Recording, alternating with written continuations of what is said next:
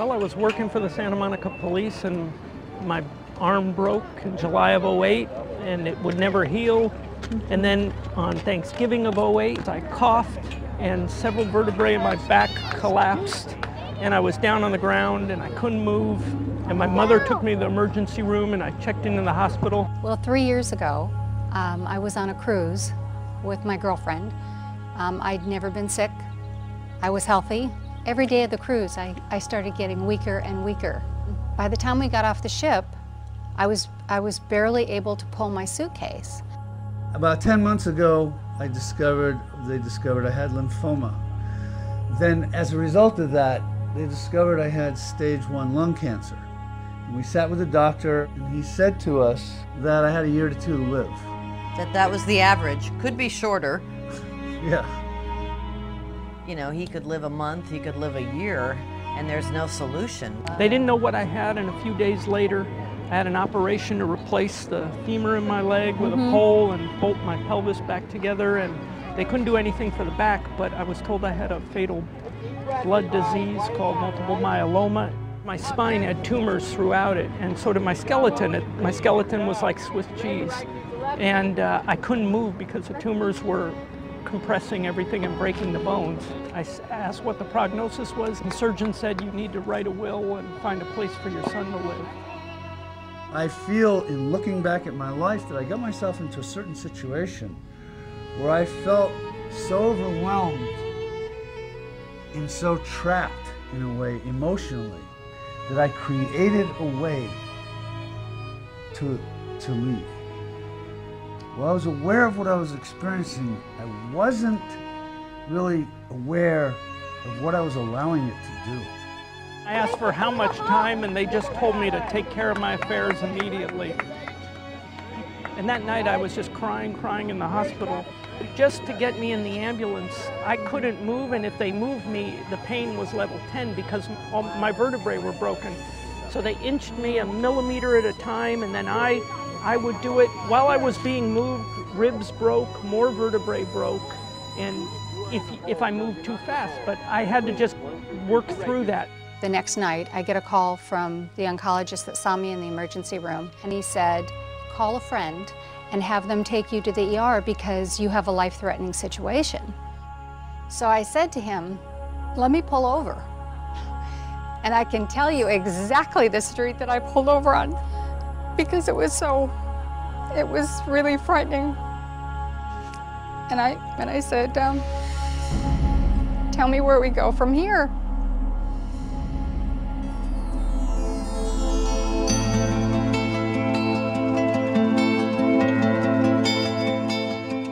There was a time when our lives were more in rhythm with nature, a time when our food was consumed only in its natural state. We physically moved about in order to make our lives progress, and we were not overwhelmed by a hectic, stressful pace of living. The United States led the world in health. Today, we are at the bottom of this list. Have we lost our connection to our own natural way of life? Everything we buy comes with instructions. Your movie cameras, our TVs, everything comes with instructions. We come with nothing, right? In the 1900s, less than 4% of Americans had heart disease. Today, it's close to 35 to 40% die of heart attacks and strokes. Almost 1 in every 2 people develop cancer now in the United States. People completely are disconnected from the idea that they're the cause of their own misery. They think that it's a lack of pills. Disease is not natural. It's just not, it's normal, but it's not natural. Most believe genetics cause disease, for which the only treatments are drugs and surgeries. How could it be genetic if these diseases didn't occur in human history? How could even cancer be genetics if, for example, in the Orient, areas of the world have less than 1% of them have breast cancer? They move to America, and about 15% of American women get breast cancer. Of how much genes contribute to the diseases in our world, and it turns out far less than 10%, probably even less than 5%. And the significance says, well, wait, if genes are only responsible for 5 or at most 10% of the illness on our planet, what about the other 90% of illness? And the answer is, it has nothing to do with genes and has everything to do with lifestyle. We were intended to be whole and healthy and complete and strong and vital in the world. And if that's not happening, there is a reason. and it is actually something that we've been doing to get in the way of that naturally expressing on its own. A new health paradigm in the world today is what you hold in your beliefs becomes the overriding determining factor to your health. Most people have never been taught how to use the magnificent tool of their mind and don't realize that all thoughts are forces of attraction. Every thought creates form on some level.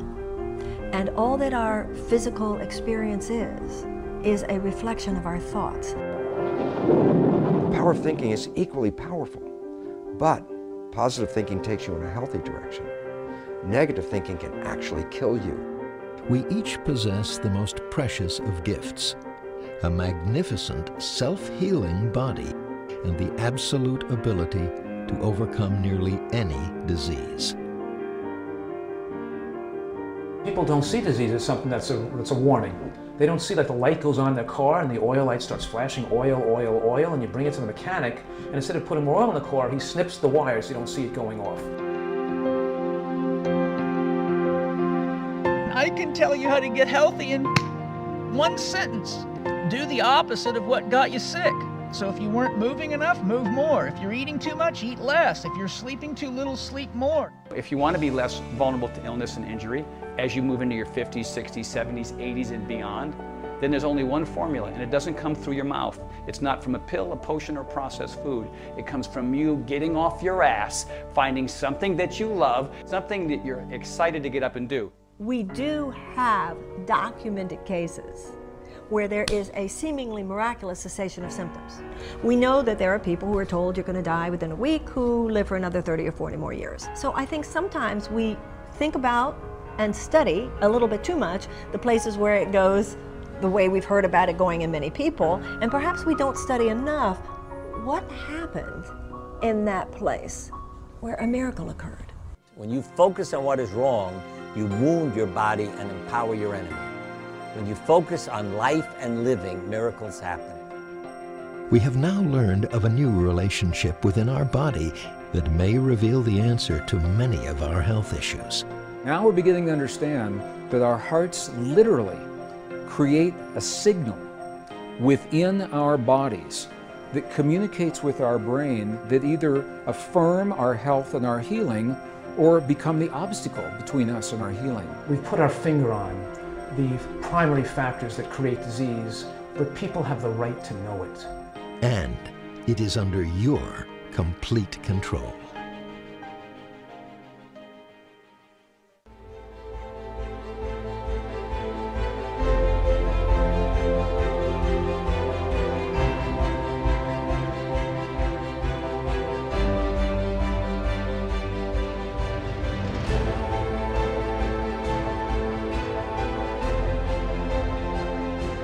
Our Earth, its sheer beauty defies comprehension. The diversity in all of nature is so vast, it's hard to fathom. The geese fly thousands of miles without GPS, right back to the exact nesting place of their birth. This amazing beauty and diversity of our wildlife makes one wonder, how did all this happen? Where did it all come from?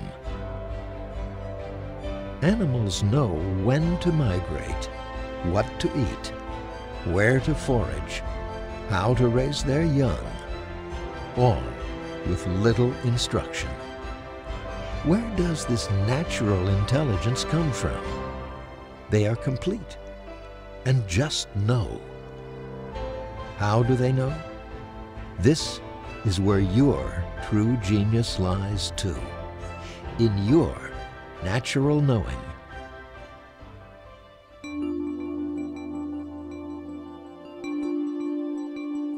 This natural knowing, where does it come from? After millions of years of trials and testing, life creates its record of experiences. This evolution, this history, it's our natural intelligence, knowledge is passed on to all life forms.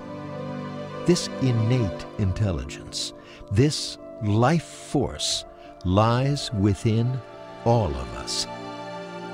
Some call it God.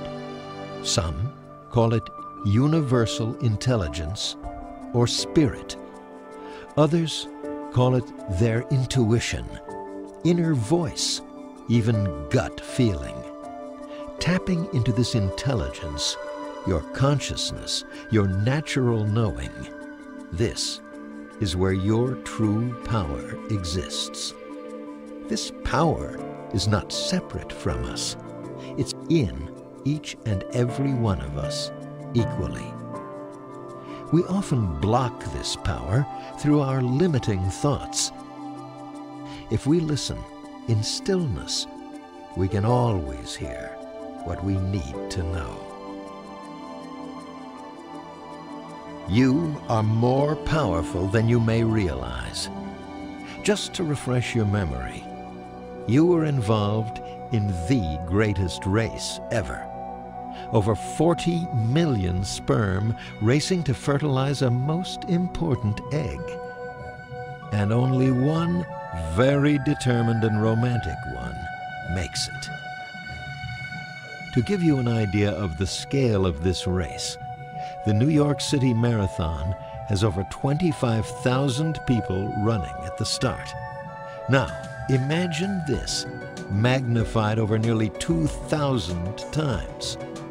One winner out of 40 million. If you don't think this union that you created has a big purpose, just consider the magnitude of this event. It's truly a miracle you are here. This power enables you to achieve anything you desire in life, including vibrant health. You have a mission. It is to seek your natural calling, and every one of us has a gift of genius. You are not excluded. What is your calling? I'm Bernie Siegel. I've spent a good portion of my life, some 50 years, as a student of life. I was a surgeon for several of those decades, but then decided to venture into a different direction. I felt a deep calling to help people with health challenges, many life-threatening, such as cancer and AIDS, when I realized I couldn't cure every disease. I learned a lot about life, what destroys it, what sustains it, what makes us thrive, grow, and achieve our potential. I've seen patients who were told they had only a short time to live, but who are alive and thriving decades later. I have seen others who ate the right